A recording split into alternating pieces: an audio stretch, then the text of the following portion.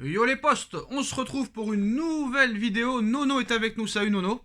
Salut Sacha. Alors comme tu le sais Nono, le PSG est très intéressé par la possibilité de recruter prochainement le crack brésilien Endrick, mais le joueur de 16 ans ne sera aucunement bradé par Palmeiras, ce qui ne fait point peur au Paris Saint-Germain. Endrick est annoncé comme le nouveau Neymar au Brésil, forcément son profil de jeu plaît à beaucoup d'équipes européennes, c'est notamment le cas de Chelsea, du Barça, du Real Madrid, de Manchester City et du Paris Saint-Germain. Les champions de France veulent frapper un énorme coup sur le marché des transferts en recrutant cette nouvelle pépite du football mondial. À l'instar des autres équipes intéressées, Paris a déjà pris contact avec l'entourage d'Henrique et si on en croit la presse brésilienne, ce samedi, le Paris Saint-Germain a déjà dégainé une première offre jugée peut-être insuffisante pour le moment, mais qui pourrait devenir suffisante dans les prochains mois si jamais d'autres clubs ne proposent pas plus. Alors très clairement, ces dernières heures, ESPN Brésil rapporte que le Paris Saint-Germain n'a pas perdu de temps pour montrer son intérêt à Palmeiras concernant Henrique. Une offre de 45 millions d'euros a même été faite selon le média brésilien.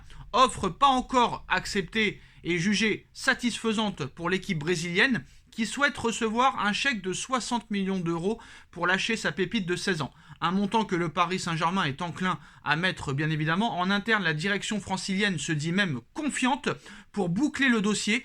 Toujours d'après ESPN Brésil, surtout que Henrique est un fan déclaré de Neymar, qui pourrait aussi aider à convaincre son jeune coéquipier de le rejoindre au Paris Saint-Germain. Mais comme je l'ai dit il y a quelques secondes, la concurrence dans ce dossier va être très rude. Le Real Madrid et Chelsea sont aussi très confiants et aussi confiants que le Paris Saint-Germain.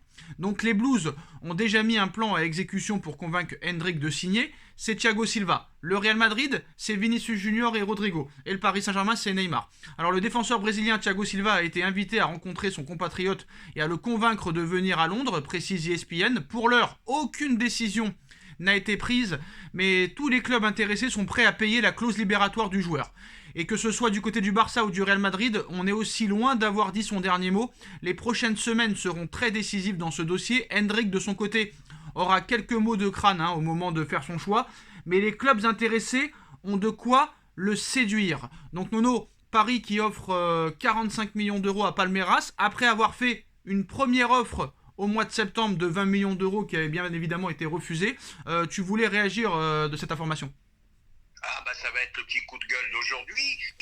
Hendrick, 16 ans. On ne sait pas comment il va évoluer physiquement, on ne sait pas qu'est-ce qui peut se passer, on ne sait pas jusqu'où il peut aller. Eh ben à 16 ans, voilà. À 16 ans maintenant, c'est 60 millions. Recrutons des joueurs de 8 ans maintenant, des promesses. Là, ça commence vraiment à me gonfler. Voilà, 65 millions pour un joueur de 16 ans, même si c'est un phénomène, ça veut bien dire ce que ça veut dire. Le football marche sur la tête. Alors quand même, Nono, il y a quelques jours, tu nous as dit le contraire, comme quoi c'était un phénomène, que tu l'avais vu jouer, que c'était incroyable, que ça fait longtemps que tu n'avais pas vu ça. Donc là, tu changes un petit peu d'avis, tu as un avis contradictoire. Ah non, je change pas d'avis du tout. Mais bien sûr que ça a l'air d'être un super phénomène. Tous les clubs sont dessus, ça veut dire ce que ça veut dire. Moi, la critique que je faisais, c'est surtout au niveau du prix. Tu te rends compte, si tu vaux 65 bâtons à 16 ans, tu finis à combien? Ça me paraît énorme, ça me paraît énorme. Oui, mais Voilà. le football a évolué, Nono. Maintenant, les joueurs jouent de plus en plus jeunes.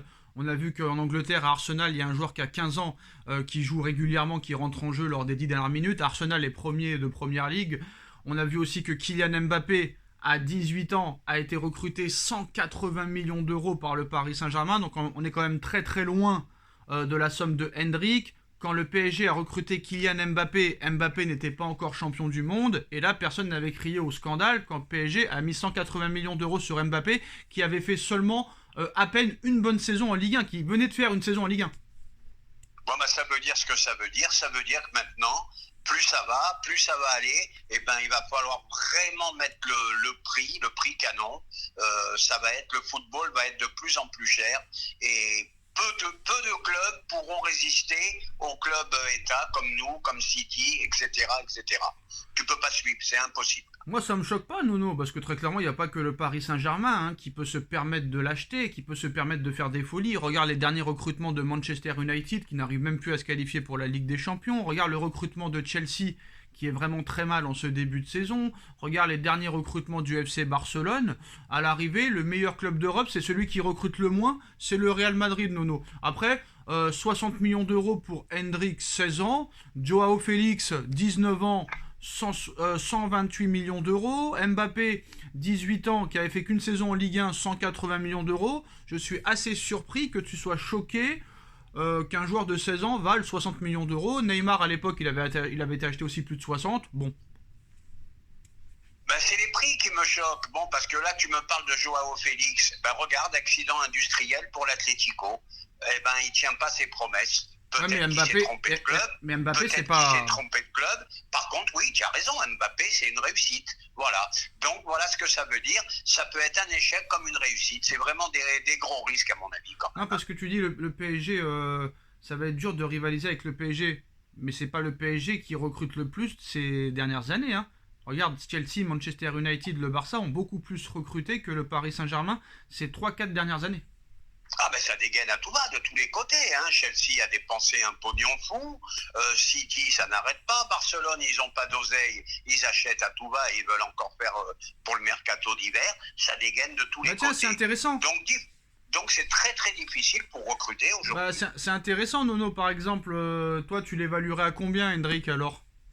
Un jeune de 16 ans avec de grosses promesses, parce que je ne change pas d'avis malgré ce que tu as dit. Pour moi, c'est un futur crack. Hein. S'il évolue bien, c'est un futur crack. Mais ça va, 16 ans, 40, ça va. 40, ça va, faut pas exagérer non plus. Bon. Il lui reste quand même encore tout à faire au gamin. C'est vrai qu'Mbappé avait fait seulement une saison, mais c'est vrai qu'il avait montré ses preuves hein, contre Manchester City, contre la Juve, contre le Borussia Dortmund avec l'OS Monaco, où il avait fait des masterclass. Donc c'est vrai que ça peut peut-être justifier son prix. On est d'accord là-dessus. Mais moi, 60 millions d'euros sur un joueur de 16 ans, comme je te l'ai dit hier, si tous les meilleurs clubs européens se battent pour lui, c'est que quand même, il doit valoir quelque chose, le petit. Je suis désolé. Ah, il n'y a pas de fumée sans feu. Il n'y a pas de fumée sans feu, je suis d'accord avec toi. Parce qu'un exemple, Nono, à l'époque où le Paris Saint-Germain, en janvier 2013, recrute Lucas Moura pour 40 millions d'euros, il y avait seulement 2 clubs sur lui. Manchester United et le Paris Saint-Germain. Maintenant, Lucas, il n'a pas fait vraiment la carrière qu'on lui annonçait, très clairement. Alors que là... regarde Lucas Moura, justement, ça revient à ce que j'ai dit tout à l'heure. Il était considéré comme aussi fort que Neymar. Oui, mais il n'y avait que 2 clubs, Nono. Il n'a pas fait la carrière. Oui, mais Neymar, tout le monde était sur lui. Contrairement à Lucas Moura, où il n'y avait que Manchester et Paris sur lui. Là, oui, je suis d'accord, mais les gens pensaient, surtout au Brésil, qu'il était aussi fort que Neymar. Au Brésil, ils pensent souvent mal. Au Brésil, ils pensent souvent mal. Quoi qu'il en soit, à l'époque, il y a 9 ans, il n'y avait que 2 clubs sur lui. Là, sur Neymar, il y avait 18 clubs sur lui. Et là, sur Hendrik, il y a tous les meilleurs clubs européens sur lui. Pour moi, ça veut dire ce que ça veut dire, Nono. Ah, il n'y a pas de fumée sans feu, ça doit être un phénomène. Mais maintenant, il faut faire attention, il n'a que 16 ans. Il faut voir comment il va évoluer physiquement et il faut voir.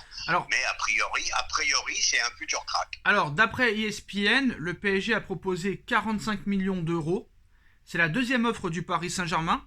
C'est le seul club qui a fait une offre. C'est la deuxième maintenant. D'après ESPN, 45 millions d'euros. Est-ce que, Nono, ce sera la dernière question, est-ce que le Paris Saint-Germain a pris de l'avance sur ses concurrents ? Je pense qu'ils ont pris un peu d'avance parce que c'est la première offre qui a été refusée par Flamengo. Donc, ils ont un peu d'avance. Non, c'est Palmeiras, Nono, c'est Palmeiras. Ils sont capables d'aller à 60. Non, c'est Palmeiras, c'est pas Flamengo. Ah, Palmeiras, pardon. Et ils sont capables de refaire une autre offre à 60. Je serais pas surpris. De toute façon, c'est la clause libératoire, donc on ne pourra pas aller plus haut. La clause libératoire est de 60 millions d'euros, donc ça ira très vite l'histoire. Voilà.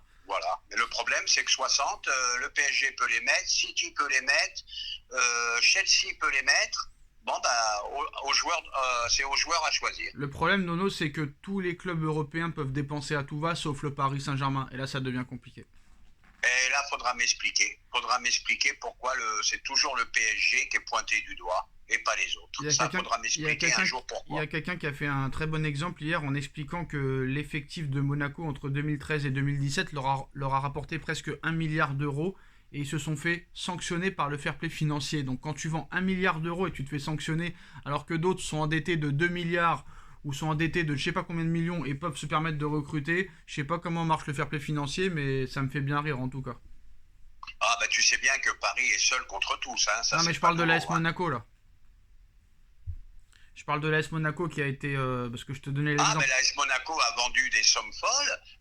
Oui, comme tu dis, Voilà. c'est incompréhensible. Hein. Voilà. Voilà. Et plus tu soutiens l'UEFA, plus l'UEFA te menace de sanctions. Donc voilà, c'est comme dans la vie en général, plus t'es gentil, trop bon, trop con. Voilà les postos, hein, c'est la fin de cette vidéo. Dites-nous en commentaire ce que vous pensez de cette information. On like, on partage, on commente, on s'abonne. Merci Nono d'avoir été là et on se retrouve très vite pour une nouvelle vidéo. Tchuss. Merci Sacha. Tchuss.